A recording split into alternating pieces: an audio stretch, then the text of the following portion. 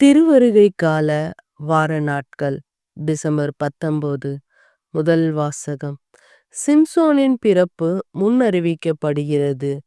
நீதித்தலைவர்கள் நூலிலிருந்து வாசகம். அந்நாட்களில் சோராவை சார்ந்தவரும் தான் குலத்தவருமான ஒருவர் இருந்தார். அவர் பெயர் மொனோவாகு. அவர் மனைவி மலடியாய் இருந்ததால் குழந்தை பெறவில்லை. ஆண்டவரின் தூதர் அப்பெண்ணுக்கு தோன்றி அவரிடம் நீ மலடியாய் இருந்ததால் இதுவரை குழந்தை பெற்றெடுக்கவில்லை. ஆனால் இனி நீ கருவுற்று ஒரு மகனை பெற்றெடுப்பாய். இப்பொழுது கவனமாயிரு. திராட்சை ரசமோ மதுபானமோ அருந்தாதே. தீட்டான எதையும் உண்ணாதே. ஏனெனில் நீ கருவுற்று ஒரு மகனை பெற்றெடுப்பாய். சவர கத்தி அவன் தலைமீது படக்கூடாது. ஏனெனில் பையன் பிறப்பிலிருந்தே கடவுளுக்கு என நாசீர் ஆக இருப்பான்.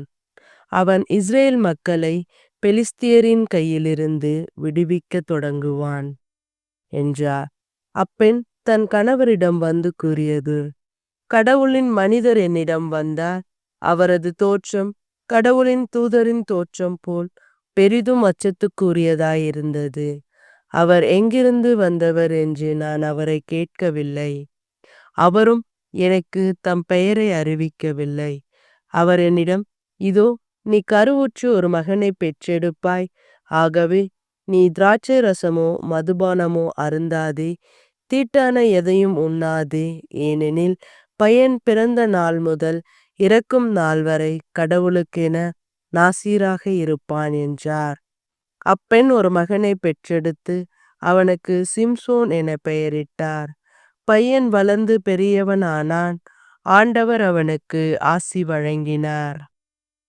சோராவுக்கும் எசுத்தவேலுக்கும் இடையே அவன் இருக்கும் போதுதான் ஆண்டவரின் ஆவி அவனை தூண்டத் தொடங்கியது. ஆண்டவரின் அருள்வாக்கு. இறைவா உமக்கு நன்றி.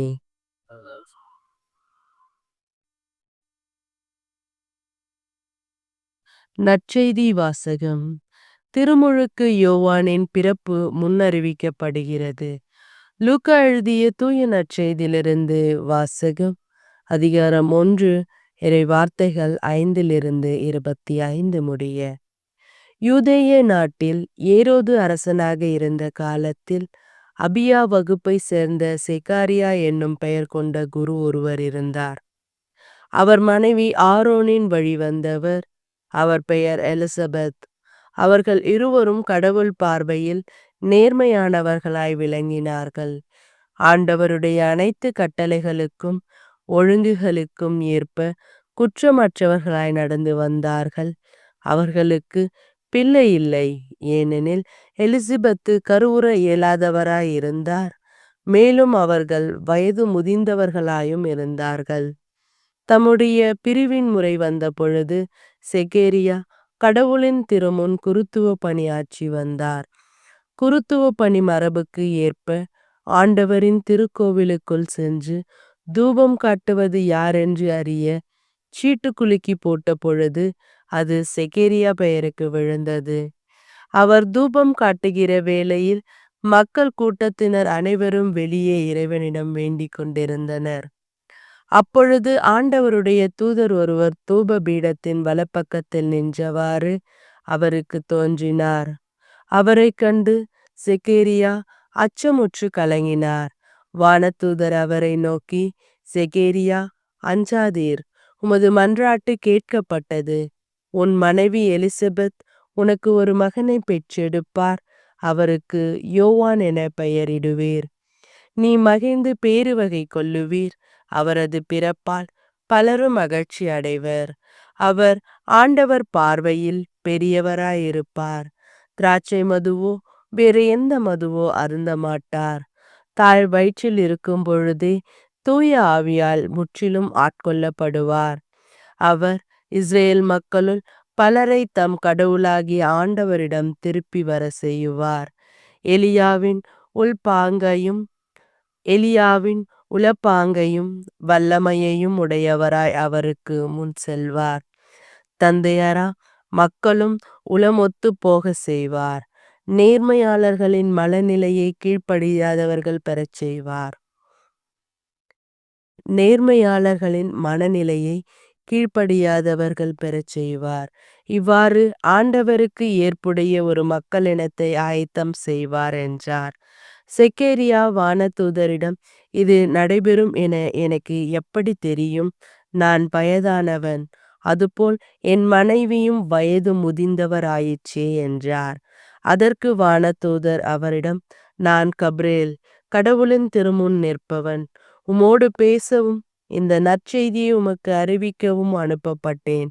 இதோ பாரும், உரிய காலத்தில் நிறைவேற இருக்கும் என்னுடைய வார்த்தைகளை நீ நம்பவில்லை. ஆதலால் அவை நிறைவேறும் வரை நீர் பேச்சற்றவராயிருப்பீர். உம்மால் பேசவே இயலாது என்றார். மக்கள் செக்கரியாவுக்காக காத்திருந்தனர். திருக்கோவிலில் அவர் காலம் தாழ்த்துவதை குறித்து அவர்கள் வியப்படைந்தார்கள். அவர் வெளியே வந்தபொழுது அவர்களிடம் பேச முடியாமல் இருந்தார். ஆதலால் அவர் திருக்கோவிலில் ஏதோ காட்சி கண்டிருக்க வேண்டும் என அவர்கள் உணர்ந்து கொண்டார்கள். அவர் அவர்களிடம் சைகைகள் வாயிலாக உரையாடி வந்தார். பேச்சற்றே இருந்தார். அவருடைய திருப்பணி காலமும் முடிந்ததும் அவர் வீடு திரும்பினார். அதற்கு பின்பு அவர் மனைவி எலிசபெத்து கருவுற்று 5 மாத அளவும் பிறர் கண்ணில் படாதிருந்தார். மக்களுக்குள் எனக்கிருந்த இகழ்ச்சியை நீக்க ஆண்டவர் என் மீது அருள் கூர்ந்து இந்நாளில் இவ்வாறு செய்தருளினார் என்று தமக்குள் சொல்லிக் கொண்டார். ஆண்டவரின் அருள்வாக்கு. கிறிஸ்துவே உமக்கு புகழ்.